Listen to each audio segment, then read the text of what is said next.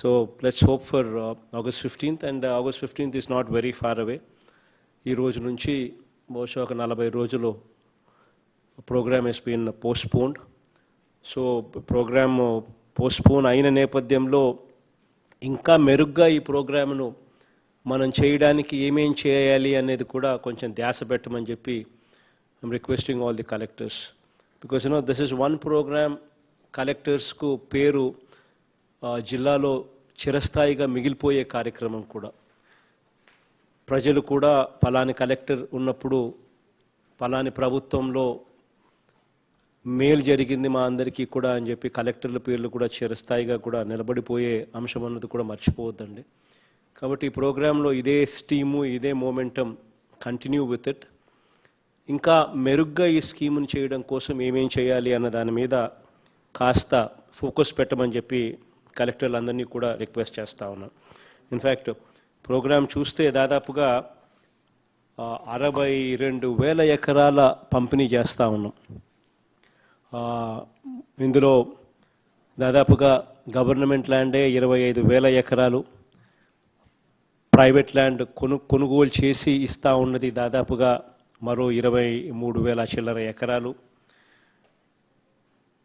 విశాఖపట్నంలో land pooling ద్వారా మరో 4,500, సిఆర్డిఏ ద్వారా సిఆర్డిఏలో మరో 1,100 ఎకరాలు, టిడ్కోలో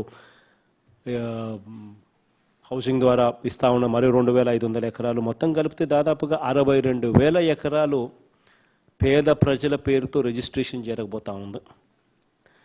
అన్నీ కలిపితే అమౌంట్ కూడా ఎంత అని చెప్పి చూస్తే దాదాపుగా ప్రైవేట్ ల్యాండ్ అక్విజిషన్కే దాదాపుగా 7,500 కోట్ల రూపాయలు, గవర్నమెంట్ ల్యాండ్కు కనీస విలువ కట్టుకున్న మరో 7,500 కోట్ల రూపాయలు కనీసంగా ఉంటుంది.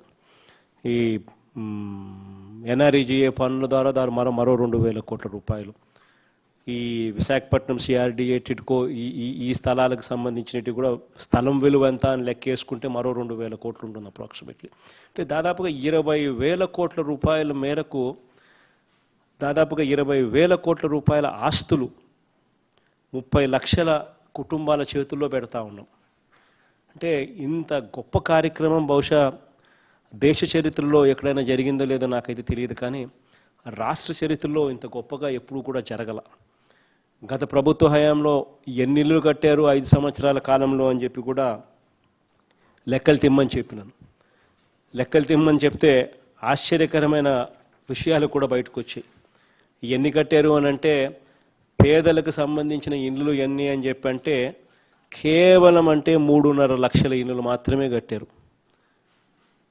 కట్టాలనుకున్నారు 6.2 లక్షల ఇళ్ళు, కట్టింది ఎంత అని చెప్పి చూస్తే కేవలం 3,50,000 ఇళ్ళు మాత్రమే కట్టగలిగారు.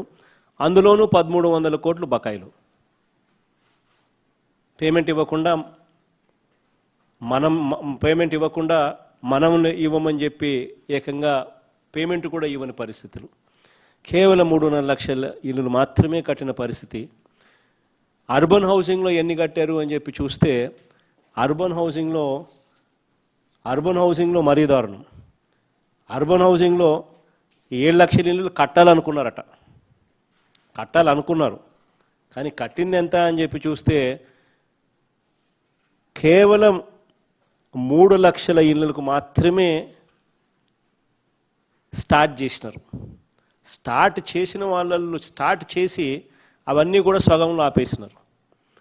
దానికి సంబంధించిన బకాయిలు ఇంకా 3,000 కోట్ల రూపాయలు. అంటే అక్షరాల ప్రభుత్వం అన్నది పేదలకు ఇళ్ళు కట్టించాల్సిన తపన తాపత్రయం ఉన్న పరిస్థితులు కన్నా ఉంటే ఇంత దారుణంగా పరిస్థితి ఉండేది కాదు. అటువంటి పరిస్థితి నుంచి today we are starting something what is never been conceived before. దాదాపుగా 30 లక్షలకు సంబంధించిన ఇళ్ల పట్టాలు రిజిస్ట్రేషన్ చేయడం, మరో 15 లక్షల ఇళ్ళు రేపు నెల రెడీగా స్టార్ట్ చేయడానికి రెడీగా కూడా అన్ని పర్మిషన్లు తీసుకొని రెడీగా ఉన్నాయి. కేవలం ఇంకా స్టార్ట్ చేయడమే ఆలస్యం. ఇంటి పట్టాలు రిజిస్ట్రేషన్ చేసిన వెంటనే 15 లక్షల ఇళ్ళు తర్వాత నెలలోనే మొదలుపెట్టే కార్యక్రమానికి ఈరోజు మనం రెడీగా ఉన్నాం. అంటే డిఫరెన్స్ ఆఫ్ ఫంక్షనింగ్ గతానికి ఇప్పటికీ ఎంత ప్రస్ఫుటంగా కనిపిస్తూ ఉందన్న దానికి నిదర్శనాలు ఇవన్నీ. హాయ్ ఫ్రెండ్స్, మా టుడే టుమారో యూట్యూబ్ ఛానల్ చూస్తున్నందుకు చాలా థ్యాంక్స్. మరిన్ని లేటెస్ట్ వీడియోస్ కోసం వెంటనే సబ్స్క్రైబ్ చేయండి. అలాగే ఈ బెల్ని కూడా రింగ్ చేసేయండి. మా నోటిఫికేషన్స్ అన్ని మీ మొబైల్లో వస్తాయి. అలాగే మా వీడియోస్ మీకు నచ్చితే లైక్ చేయండి, షేర్ చేయండి, నచ్చకపోతే కామెంట్ చేయండి.